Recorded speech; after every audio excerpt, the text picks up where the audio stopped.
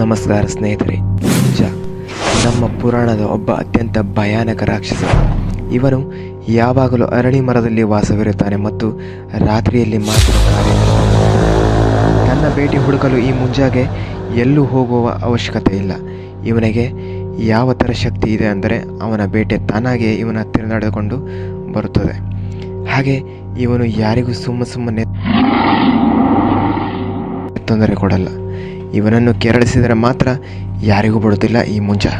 ಬನ್ನಿ ಇವತ್ತಿನ ವಿಡಿಯೋದಲ್ಲಿ ಈ ಮುಂಜಾನ ಬಗ್ಗೆ ಸ್ವಲ್ಪ ತಿಳಿದುಕೊಳ್ಳೋಣ. ರವಿ ಮತ್ತು ಮನುವಿನದ್ದು ಬಾಲ್ಯ ಸ್ನೇಹಿತರು. ಕರ್ನಾಟಕದ ಉತ್ತರ ಕನ್ನಡ ಜಿಲ್ಲೆಯಲ್ಲಿ ಇವರು ವಾಸವಿದ್ದರು. ಅವತ್ತು ರವಿ ಸೆಕೆಂಡ್ PUC ಪಾಸಾಗಿದ್ದ. ಓದಿನಲ್ಲಿ ದಡ್ಡನಾಗಿದ್ದ ರವಿ ಅಚಾನಕ್ಕಾಗಿ ಪಾಸಾಗಿದ್ದ ರವಿ ಗೆಳೆಯನಿಗೆ ಪಾರ್ಟಿ ಕೊಡಲು ಒಂದು ಬೀಚ್ ಹತ್ತಿರ ಕರೆದುಕೊಂಡು ರಾತ್ರಿ ಹೋಗುತ್ತಾನೆ. ರಾತ್ರಿ 12 ಗಂಟೆಗೆ ಸರಿಯಾಗಿ ಕೇಕ್ ಕಟ್ ಮಾಡಿ ಪಾಸಾದ ಖುಷಿಯನ್ನು ಇಬ್ಬರು ಆಚರಿಸಿದರು. ನಂತರ ಮನು ತನ್ನ ಬ್ಯಾಗಿನಿಂದ ಒಂದು ಬಿಯರ್ ಬಾಟಲಿ ತೆಗೆದ. ಅಲ್ಲಿ ತನಕ ಇಬ್ಬರು ಕೂಡ ಬಿಯರಿಗೆ ಕೈ ಕೂಡ ಹಚ್ಚಿರಲಿಲ್ಲ. ಪಾಸಾದ ಖುಷಿಯಲ್ಲಿ ಇಬ್ಬರು ತುಂಬ ಹೊತ್ತಿನ ತನಕ ಬಿಯರ್ ಕುಡಿತಾ ಇದ್ದರು.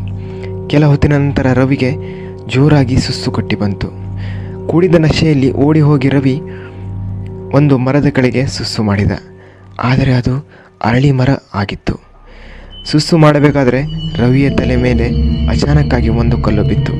ರವಿ ತಲೆ ಎತ್ತಿ ನೋಡಿದರೆ ಅಲ್ಲಿ ಅವನಿಗೆ ಯಾರೂ ಕಾಣಿಸಲಿಲ್ಲ. ಅಷ್ಟರಲ್ಲಿ ಮನು ಕೂಡ ಅಲ್ಲಿ ಬಂದ. ಅವನ ಕೈಯಲ್ಲಿ ಖಾಲಿ ಬಿಯರ್ ಬಾಟಲ್ ಇತ್ತು. ಅವನು ತಮಾಷೆಗಾಗಿ ಜೋರಾಗಿ ಬಾಟಲಿಯನ್ನು ರವಿಯ ಕಡೆಗೆ ಎಸೆದ. ಅದು ತಪ್ಪಾಗಿ ಈ ಮರದಕ್ಕೆ ತಾಗಿತು.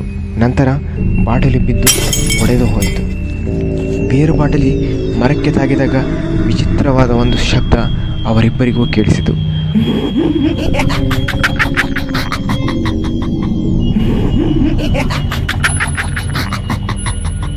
ಒಂದು ನಿಮಿಷ ಆದಮೇಲೆ ಮರದಿಂದ ಬರುವ ಧ್ವನಿ ನಿಂತಿತು.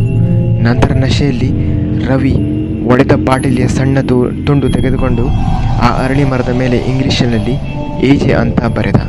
ಮತ್ತೆ ಮನುಗಳಿಗೆ ತಿರುಗಿ, ಮನು, ಈ ದಿನ ನಮಗೆ ಯಾವಾಗಲೂ ನೆನಪಿರ್ತದೆ. ನೆನಪಿನ ಗುರುತಿಗೆ AJ ಎಂದು ಬರೆದಿದ್ದೇನೆ ಅಂತ ಹೇಳುವಾಗ ಆ ಅರಳಿ ಮರದ ಟೊಂಗೆಗಳು ಜೋರಾಗಿ ಅಲುಗಾಡತೊಡಗಿದವು. ಒಂದು ದೊಡ್ಡ ಟೊಂಗೆ ಮುರಿದು ರವಿಯ ತಲೆ ಮೇಲೆ ಬಿತ್ತು. ರವಿ ಅಲ್ಲೇ ಪ್ರಜ್ಞೆ ತಪ್ಪಿ ಬಿದ್ದ. ಇದನ್ನು ನೋಡಿ ಮನುವಿನ ಕುಡಿದ ಅಮಲು ಒಂದೇ ನಿಮಿಷದಲ್ಲಿ ಎಲ್ಲ ಇಳಿದು ಹೋಯಿತು. ಬೇಗ ರವಿ ಹತ್ತಿರ ಹೋಗಿ ಅವನನ್ನು ಏಳಿಸತೊಡಗಿದ. ಆಗಲೇ ರವಿಯ ಹಿಂದೆ ಮರದ ಮೇಲಿಂದ ಏನೋ ಬಿದ್ದ ಹಾಗೆ ಶಬ್ದ ಬಂತು.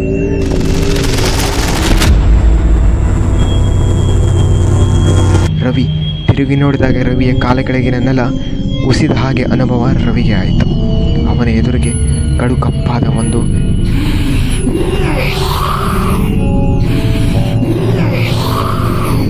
ನೆರಳು ನಿಂತಿತ್ತು.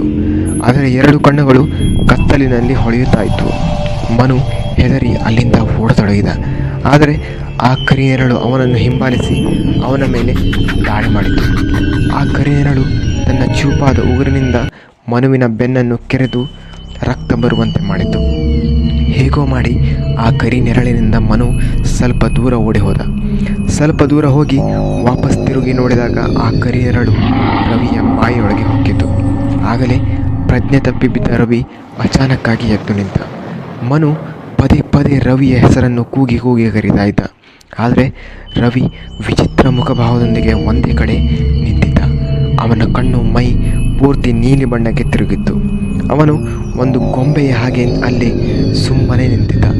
ನಂತರ ರವಿ ನೆಲದ ಮೇಲೆ ಒಡೆದು ಬಿದ್ದಿದ್ದ ಬಾಟಲಿಯ ಚೂರು ಕೈಗೆ ಎತ್ತಿಕೊಂಡು ತಾನು ಹಾಕಿಕೊಂಡು ಶರ್ಟನ್ನು ಹರಿದು ಮರದ ಮೇಲೆ ಬರೆದ ಹಾಗೆ AJ ಅಂತ ತನ್ನ ಎದೆಯ ಮೇಲೆ ಬರೆದ. ಇದೆಲ್ಲ ನೋಡಿ ಮನು ಮೈಯಲ್ಲಿ ಬೆವರು ಹೋದ. ಈಗ ಬೆಳಕಾಗತೊಡಗಿತ್ತು. ಸರಿಯಾಗಿ 6 ಗಂಟೆ ಹತ್ತತ್ರ ಟೈಮ್ ಆಗ್ತಾಯಿತ್ತು. ಸೂರ್ಯನು ಕೂಡ ಸಮುದ್ರದ ಅಡಲಲ್ಲಿ ಕಾಣತೊಡಗಿದ. ಸೂರ್ಯನ ಕಿರಣ ರವಿಯ ಮೈ ಮೇಲೆ ಬಿದ್ದಾಗ ರವಿ ಅಚಾನಕ್ಕಾಗಿ ಎಚ್ಚರಗೊಂಡ. ಅವನಿಗೆ ತನ್ನ ಜೊತೆ ನಡೆದ ಯಾವುದೇ ಘಟನೆ ನೆನಪಿರಲಿಲ್ಲ. ತನ್ನ ಎದೆಯ ಮೇಲೆ ನೋಡಿ ಅವನು ತುಂಬ ಹೆದರಿದ. ಅನಂತರ ಅವರಿಬ್ಬರು ಸುಮ್ಮನೆ ಏನೂ ನಡೆದಿರದ ಹಾಗೆ ಮನೆಯ ಕಡೆ ಹೋದರು. ಆವತ್ತು ಸಂಜೆಯಾಗುತ್ತಿದ್ದಂತೆ ರವಿಗೆ ಸುಡುವ ಜ್ವರ ಬರತೊಡಗಿತು. ರವಿ ಊಟ ಮಾಡಿ ತನ್ನ ರೂಮಿನಲ್ಲಿ ಹೋಗಿ ಮಲಗಿದ. ರಾತ್ರಿ ಮಲಗಿದ, ಆದರೆ ಅವನಿಗೆ ನಿದ್ರೆ ಮಾತ್ರ ಬರಲಿಲ್ಲ. ಅವನ ತಲೆಯಿಂದ ಮೊದಲಿನ ರಾತ್ರಿ ನಡೆದ ಘಟನೆ ಮರೀಲಿಕ್ಕೆ ಆಗ್ತಾ ಇರಲಿಲ್ಲ. ರವಿ ಹೇಗೋ ಮಾಡಿ ಮಲಗಲು ಪ್ರಯತ್ನ ಮಾಡುತ್ತಿದ್ದ, ಆದರೆ ಅವನಿಗೆ ಆ ಘಟನೆ ಪದೇ ಪದೇ ನೆನಪಾಗ್ತಾ ಇತ್ತು. ರವಿಗೆ ಆಗಲೇ ರೂಮಿನಿಂದ ಒಂದು ಶಬ್ದ ಕೇಳಿಸಿತು. ಆ ಶಬ್ದ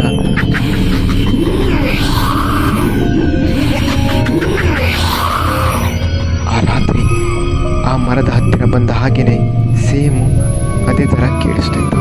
ರವಿ ಹೆದರಿಕೊಂಡು ತಲೆಯ ಮೇಲೆ ಮುಸುಕು ಹಾಕಿಕೊಂಡ. ಸ್ವಲ್ಪ ಸಮಯದಲ್ಲಿ ಆ ಶಬ್ದ ಬರೋದು ನಿಂತು ಹೋಯಿತು. ರೂಮಿನಲ್ಲಿ ನೀರುವ ಮೌನ ಆವರಿಸಿತು. ಅವನು ತಲೆಯ ಮೇಲಿನ ಮುಸುಕನ್ನು ನಿಧಾನವಾಗಿ ತೆಗೆದು ತನ್ನ ಕಣ್ಣನ್ನು ನೋಡಿದಾಗ ಅವನ ಎದೆ ನಿಂತ ಹಾಗೆ ಆಯಿತು. ಅವನ ರೂಮಿನ ಛಾವಣಿ ಮೇಲೆ ಅದೇ ಜೀವಿ ಕುಳಿತಿತ್ತು.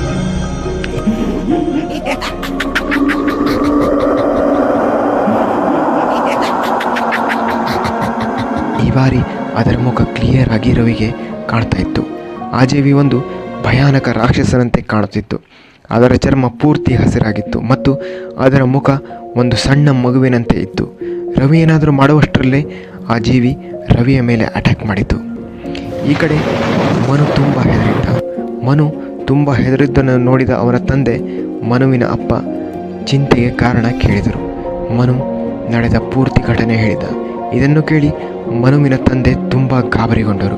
ಅವರಿಗೆ ಕೂಡಲೇ ಅರ್ಥವಾಗಿತ್ತು, ಮನು ಮತ್ತು ಅವನ ಗೆಳೆಯ ರವಿ ಮೇಲೆ ಮುಂಜಾನ ದೃಷ್ಟಿ ಬಿದ್ದಿದೆ ಅಂತ. ಈ ಮುಂಜ ಎಂಥ ರಾಕ್ಷಸನೆಂದರೆ ಒಂದು ಸಲ ಬೆನ್ನಿಗೆ ಬಿದ್ದರೆ ತಲೆಮಾರಿನವರೆಗೆ ಬೆನ್ನು ಮಾತ್ರ ಬಿಡಲ್ಲ. ಈ ಒಂದು ಮಗು ತನ್ನ ಕೇಶ ಮುಂಡನದ ನಂತರ 10ರಿಂದ 14 ದಿನದ ಒಳಗೆ ಸತ್ತು ಹೋದರೆ ಆ ಮಗುವಿನ ಆತ್ಮ ಮುಂಜ ಆಗುತ್ತದೆ. ಮುಂಜ ಸಿಟ್ಟಿನಿಂದ ಇರುವಿನ ಮಗುವಿನ ಹಾಗೆ ಮತ್ತು ಅವನು ಆ ಅರಳಿ ಮರದಲ್ಲಿ ವಾಸವಿರುತ್ತಾನೆ. ಯಾರಾದರೂ ಆ ಅರಳಿ ಮರಕ್ಕೆ ತೊಂದರೆ ಕೊಟ್ಟರೆ ಅವನು ಆ ಅರಳಿ ಮರಕ್ಕೆ ತೊಂದರೆ ಕೊಟ್ಟ ಜನರ ಹಿಂದೆ ಬೀಳುತ್ತಾನೆ. ಮನುವಿನ ತಂದೆ ಆಗಲೇ ರವಿ ಮತ್ತು ಮನುವನ್ನು ಕರೆದುಕೊಂಡು ಆ ಅರಳಿ ಮರದ ಹತ್ತಿರ ಹೋಗಲು ನಿರ್ಧರಿಸುತ್ತಾರೆ. ರಾತ್ರಿ ಮನು ಮತ್ತು ಅವನ ತಂದೆ ರವಿಯ ಮನೆಗೆ ಹೋಗುತ್ತಾರೆ. ಅಲ್ಲಿ ಹೋಗಿ ನೋಡಿದಾಗ ರವಿ ಅವನ ಹಾಸಿಗೆಯಲ್ಲಿ ಪ್ರಾಣ ಬಿಟ್ಟಿದ್ದ. ಸತ್ತ ರವಿಯ ಮುಖ ನೋಡಿದರೆ ಸಾವನ್ನು ತುಂಬ ಹತ್ತಿರದಿಂದ ನೋಡಿದ ಹಾಗೆ ಕಾಣುತ್ತಿತ್ತು. ಅವನ ಸಾವು ಅಷ್ಟು ಭಯಂಕರವಾಗಿತ್ತು ಎಂದು ಅನಿಸುತ್ತಿತ್ತು. ಅವನ ಸತ್ತ ಮುಖ ನೋಡಿದರೆ ಮನುವಿನ ತಂದೆ ತಡ ಮಾಡದೆ ಮನುನ ಕರೆದುಕೊಂಡು ಆ ಅರಳಿ ಮರ ಹೋದರು. ಮನುವಿನ ತಂದೆ ಅದೇ ಸಮಯದಲ್ಲಿ ಅರಳಿ ಮರಕ್ಕೆ ಪೂಜೆ ಮಾಡಿ ಕ್ಷಮೆ ಬೇಡಿಕೊಂಡರು. ಬೆಳಗಿನ ತನಕ ಪೂಜೆ ಮಾಡಿ ತುಂಬ ಸಲ ಮುಂಜಾನ ಬಳಿ ಕ್ಷಮೆ ಕೇಳಿದರು. ಅವತ್ತಿನಿಂದ ಮನುಗೆ ಮುಂಜ ಕಾಣಿಸಲಿಲ್ಲ, ಅಂದರೆ ಅವನ ಗೆಳೆಯನನ್ನು ಅವನು ಕಳೆದುಕೊಂಡಿದ್ದ. ಈ ಕಥೆ ಇಷ್ಟ ಆದರೆ ಕಥೆನ ಲೈಕ್ ಮಾಡಿ, ನಮ್ಮ ಚಾನಲ್ನ ಸಬ್ಸ್ಕ್ರೈಬ್ ಮಾಡಿ. ಧನ್ಯವಾದ.